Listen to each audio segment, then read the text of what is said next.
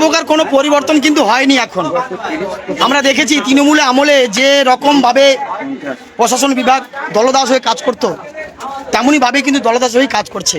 এখন দেখুন না, বারুইপুরে আজকে রিমি খাতুনের নৃশংসভাবে তাকে ধর্ষণ করে মারা হয়েছে, সেই নিয়ে একটা আমরা মৌন মিছিল একটা করতে চেয়েছিলাম, কিন্তু সেখানে প্রশাসন বিভাগের মানুষজন এসে তারা এসে করতে দিল না। তবু আমরা মোটামুটি এখানে বেশ কিছু মানুষজন তারা এসেছিল, প্রায় অন্ততপক্ষে 1000 খানেক মানুষজন তারা এসেছিল, মা বোনেরা এসেছিল।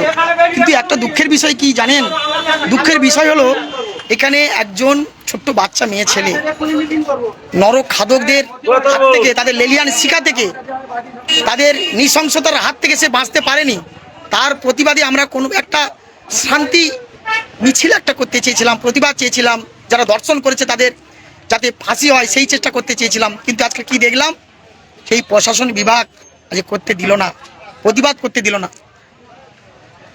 এইটাকে আমরা ভীষণভাবে ঘেন্না করি।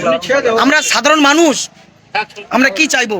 আমরা সাধারণ মানুষ চাইবো যে আমরা আমাদের ছোট ছোট ছেলেমেয়েরা ভালোভাবে তারা বেঁচে থাকুক, তারা স্কুলে যাক, তারা স্বাধীনভাবে বাঁচুক। সেই ছোট্ট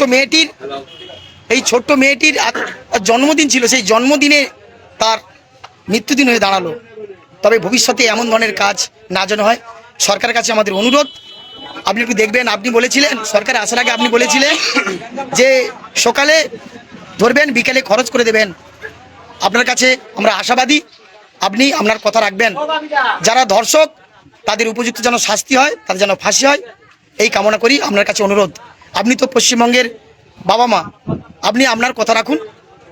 আপনি যেমন ভাই বলেছিলেন যে ধর্ষকদের সকালে ধরবেন, বিকালে খরচ করবেন, এই কথাটা আপনি রাখবেন। ধন্যবাদ।